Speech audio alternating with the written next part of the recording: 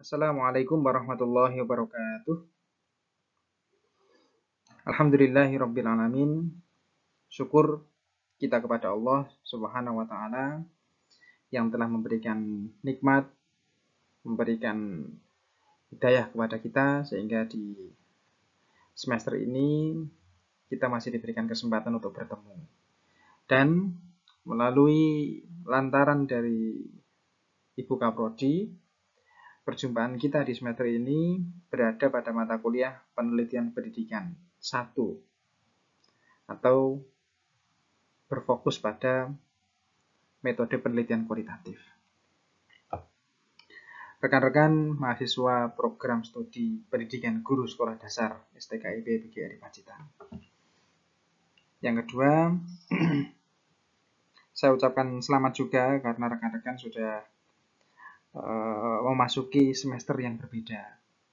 Semakin bertambah usia, semakin bertambah semester, tentunya harus ada perbedaan tingkat kedewasaan di dalam berpikir kita. Maka dari itu, saya doakan semoga di semester ini akan lebih baik daripada semester-semester sebelumnya. Di semester ini, saya oleh Ibu Kaprodi diberikan kepercayaan atau amanah untuk menemani rekan-rekan belajar menjadi saksi dalam proses mencari ilmu saudara di dalam jenjang S1. Mata kuliah yang nanti akan saya ampu insya Allah bernama penelitian pendidikan 1. Seperti yang saya sampaikan tadi bahwa fokusnya adalah di kualitatif. Kemudian ini mata kuliah ini merupakan mata kuliah keahlian. Jadi kodenya MKK 7 337. Bobotnya dalam satu semester mata kuliah ini berbobot 3 SKS. Jadi mari dipersiapkan. Yang namanya mata kuliah 3 SKS itu artinya memungkinkan terjadi banyak praktek, terjadi banyak tugas. Maka mohon disiapkan dengan baik. Apalagi situasi yang sekarang masih pembelajaran online atau pembelajaran daring. Kemudian di mata kuliah ini, penelitian pendidikan 1 atau mata kuliah metode penelitian kualitatif, tujuannya atau manfaatnya yang pertama, nanti dalam satu semester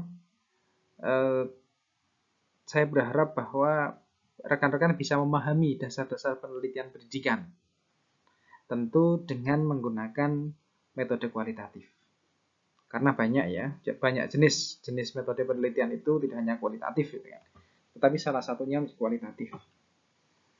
Dan apalagi rekan-rekan juga sudah pernah menempuh mata kuliah pengantar penelitian pendidikan di semester sebelumnya. Juga pernah menempuh juga mata kuliah metode penelitian di semester-semester sebelumnya juga. Dan tentu istilah-istilah di dalam penelitian, istilah-istilah di dalam dasar-dasar penelitian sudah tidak menjadi asing lagi bagi rekan-rekan. Tetapi kita lanjutkan di semester ini dengan tambahan kualitatif. Kemudian yang selanjutnya adalah manfaat dari mata kuliah ini, nanti rekan-rekan bisa menyusun rencana penelitian pendidikan.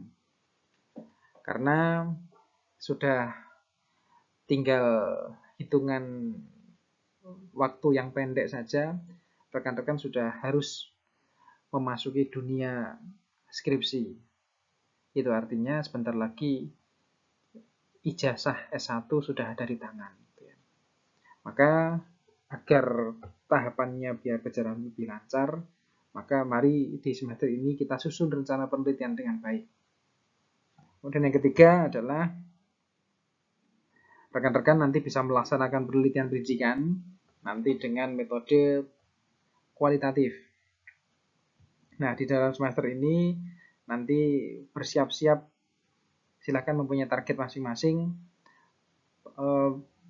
Paling tidak persoalan penelitian apa yang nanti akan saudara teliti menggunakan penelitian kualitatif, itu harus sudah ada. Baik, selanjutnya. Nah, kita berada pada di sini. Nah, ini yang saya sampaikan tadi bahwa rekan-rekan sudah menempuh mata kuliah pengantar penelitian pendidikan itu di semester yang kemarin. Kebetulan dengan saya kalau tidak salah ya dosennya. Kemudian metode penelitian ini juga dengan kalau tidak salah dengan Pak Ferry ya. Dan nah posisi kita ada di sini di mata kuliah penelitian pendidikan 1. Kenapa 1? Karena di semester selanjutnya nanti ada penelitian pendidikan 2. Jika 1 ini fokusnya kualitatif, tetapi nanti jika 2 ini kuantitatif. Ini dosennya kalau tidak Bu Urip atau Bu Nelly. Kemudian jenjang yang terakhir adalah seminar ke-SD-an. Nah, berarti selama rekan-rekan menempuh pendidikan S1 itu, ini tahapannya. Ini 2 SKS, ini 3 SKS, ini 3 SKS juga, 3 SKS juga, ini 2 SKS. Artinya apa? Untuk rentang waktu 4 tahun ini loh banyaknya mata kuliah riset di dalam yang harus saudara tempuh.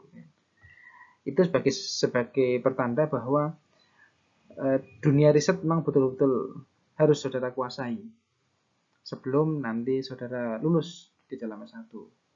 Nah, tentu nanti pada saat rekan-rekan S1 itu sudah lulus S1, maka praktek pengembangannya akan bertambah sesuai dengan bidang pekerjaan atau bidang tanggung jawab yang saudara susun.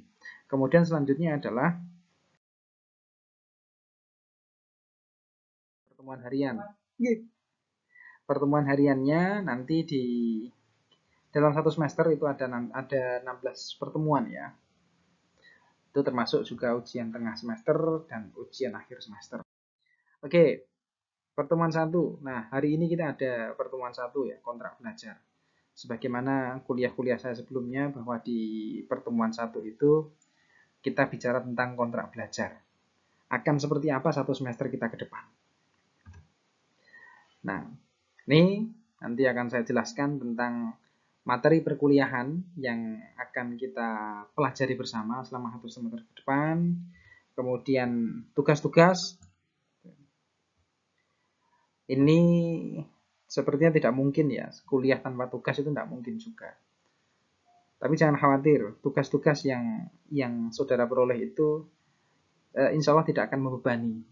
Jadi setiap dosen tahulah kapasitas dari masing-masing saudara. Ketika dosen memberikan tugas, berarti itu sudah diukur dengan kemampuan saudara bisa menyelesaikan atau tidak. Karena di dalam tugas itu semakin ada tugas, maka semakin otak kita untuk berkembang menyelesaikannya. Tapi sebaliknya, jika tidak ada tugas sama sekali ya siap-siap deh. Karena pembelajaran di dalam kelas saja itu ya dapatnya berapa toh. Kita bahkan menambah ilmunya itu ya melalui tugas-tugas itu. Kemudian kriteria penilaian nanti akan saya bahas juga seperti apa kriteria penilaian, karena hati-hati 3 SKS itu bukan kecil, tidak seperti 2 SKS. Nah, ketika 3 SKS itu jatuh, maka bisa menurunkan indeks prestasi kumulatif. Hati-hati. Kemudian sistem pembelajaran seperti apa? Nanti saya akan kirim angket ya. Saya akan kirim angket kontrak belajar begitu.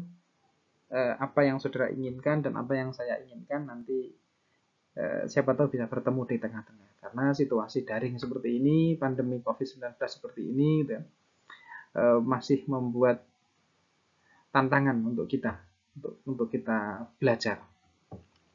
Saya lanjutkan. Nah, di pertemuan kedua kita akan bicara tentang konsep dasar penelitian kualitatif. Dari mulai pengertian penelitiannya, kemudian fungsi dan pemanfaatannya, kemudian karakter dari penelitian kualitatif itu, kemudian landasan teoritis dari penelitian kualitatif itu. Kenapa kok tiba-tiba ada penelitian kualitatif? Itu landasannya apa? Apa ciri khasnya? Itu.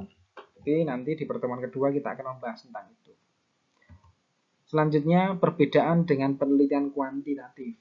Apa tuh bedanya dengan kualitatif dengan kuantitatif? Nah, nanti di pertemuan kedua kita akan bicara itu.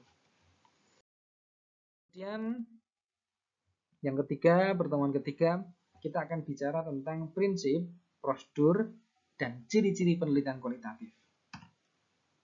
Nah, ini prinsip, seperti apa prinsipnya, kemudian prosedurnya bagaimana, dimulai dari apa dulu penelitian itu, sampai diakhiri dengan apa. Nah, itu prosedur penelitian kualitatif. Selanjutnya, ciri-ciri penelitian kualitatif. Dan disinilah yang nanti akan membedakan mana penelitian kuanti dan mana penelitian kuali. Selanjutnya, kita masuk pertemuan keempat. Nanti kita akan bicara tentang ragam jenis-jenis penelitian kualitatif. Apa saja ya jenis-jenisnya. Nah, kita akan membahas di pertemuan keempat. Ada fenomenologi, ada etnografi, kemudian ada studi kasus, kemudian ada penelitian historis, kemudian ada penelitian dengan menggunakan teori-teori dasar. Itu pertemuan keempat. Selanjutnya pertemuan 5 dan 6. Nah, ini dua pertemuan. Satu pokok bahasan, tetapi dua pertemuan. Kenapa? Karena inti dari meneliti itu ada di masalah. Maka gimana caranya rekan-rekan di dalam semester ini harus sudah mendapatkan masalah. Kalau di dalam kehidupan sehari-hari manusia itu berusaha menghindari supaya tidak terjadi masalah. Tetapi kalau di dalam penelitian, ISP carane justru masalah itu akan dicari. Nah, bagaimana identifikasi permasalahannya, bagaimana pembatasan masalahnya, kemudian bagaimana perumusan masalahnya, nanti kita akan bahas di pertemuan kelima dan keenam ini. Dan disinilah mulai praktek, nanti kita mulai praktek untuk mengidentifikasi masalah-masalah di dalam kehidupan sehari-hari kita. Kemudian pertemuan ketujuh, kita akan membahas tentang teori. Ini sebetulnya di mata kuliah sebelumnya, di semester yang lalu, di pengantar penelitian pendidikan, persoalan ini sudah kita bahas. Tapi bedanya adalah, ini ada tambahan penelitian kualitatif. Ya, ini pertemuan ketujuh, apa saja makna teori, fungsi teori, kemudian teori-teori di dalam penelitian kualitatif. Ya, pertemuan ke-8 kita akan adakan ujian tengah semester. Nanti teknisnya akan saya beritahu. Akan harus seperti apa. Ini nanti di ujian tengah semester ya. Kemudian pertemuan 9 dan 10 kita akan membicarakan tentang pengumpulan data-data kualitatif. Bagaimana tuh data itu dikumpulkan gitu. Nah, ini ada di pertemuan 9 dan 10. Kita akan mencoba menyusun pedoman dokumentasi sesuai dengan persoalan yang saudara pilih gitu. Kemudian kita akan menyusun pedoman observasi, kita akan belajar juga menyusun pedoman wawancara. Karena ruh di dalam penelitian kualitatif itu pengumpulan datanya ya paling tidak 3 hal ini, dokumentasi, observasi, wawancara. Meskipun di dalam penelitian kualitatif memungkinkan tes juga. Selanjutnya pertemuan 11, analisis dan interpretasi data kualitatif. Bagaimana cara menganalisis dan menafsirkan data-data di dalam penelitian kualitatif, kita akan bahas di pertemuan 11. Bagaimana maknanya, bagaimana tahapannya, bagaimana modelnya, itu nanti kita akan bahas di pertemuan 11. Selanjutnya pertemuan 12 sampai ke 13. Nah, kita mulai menyusun proposal penelitian kualitatif. Tapi ingat di dalam proposal ini adalah proposal kita untuk latihan. Tetapi latihan itu ya kita serius. Tuh. Mini proposal atau apalah jenisnya itu. Itu di pertemuan 12 sampai 13. Pertemuan 14-15 kita mencoba untuk menyusun laporan. Karena di pertemuan sebelumnya kita sudah membahas tentang proposal. Nah, ini di pertemuan 14-15 kita belajar tentang penyusunan laporan penelitian kualitatif. Pertemuan 16 UAS atau ujian akhir semester, dan ini sebagai pertanda bahwa perkuliahan kita tuntas di satu semester. Apakah nanti saudara akan lanjut di jenjang selanjutnya atau mengulang di mata kuliah yang sama. Ya semoga tidak mengulang lah. Semoga bisa lanjut ke semester yang selanjutnya. Kemudian referensi, saya tidak menggariskan harus referensi ini itu tidak. Tetapi bagi saya silahkan rekan-rekan bisa memilih referensi apa saja yang ada di perpustakaan, yang ada di Google, ya, jurnal, ya, pokoknya yang berkaitan dengan penelitian kualitatif ya bolehlah dipakai. Semakin banyak kita membaca buku, semakin banyak pula ilmu yang akan kita ketahui. Kemudian penugasan, sebagaimana mata kuliah saya sebelumnya, ada dua hal, tugas terstruktur dan tugas non terstruktur. Kalau terstruktur sudah terjadwal dari awal. Tetapi kalau non struktur bisa jadi tugas itu sebagai pengganti absen lah, sebagai pengganti kehadiran lah, sebagai latihan soal atau macam-macam gitu ya. Itu tugas non terstruktur. Kemudian penilaian, saya tidak membuat nilai sendiri, tetapi saya menggunakan format yang sudah disepakati sudah disepakati dan menjadi ketentuan di perguruan tinggi kita. Partisipasi dan kehadiran 10%, keaktifan 10%, penugasan 30%, ujian tengah semester 25%, dan ujian akhir semester 25%. Kemudian setelah penilaiannya berupa angka, konversi. Ya, seperti ini konversinya. Nah, saya berharap rekan-rekan ada di level inilah.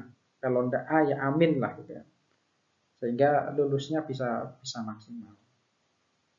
Kalau D sama E jangan sampai lah, itu bagian dari ketidaklulusan saudara di dalam jika ada mata kuliah yang nilainya D dan E. Oke, saya kira itu pengantar saya di mata kuliah penelitian pendidikan 1 atau metode kualitatif. Baik, semoga ini nanti menjadi awal yang baik untuk saudara, awal baik yang baik juga untuk saya. Dan untuk lebih jelasnya nanti bisa dikunjungi website saya, dicari-cari di channel YouTube saya. Nah, ini sebagai sarana belajar. Tidak ada salahnya jika kita mencari banyak hal untuk menjadi sarana belajar bagi perkuliahan kita di semester ini. Saya kira itu rekan-rekan. Sampai jumpa di pertemuan selanjutnya. Terima kasih. Saya Afid Burhanuddin. Assalamualaikum warahmatullahi wabarakatuh.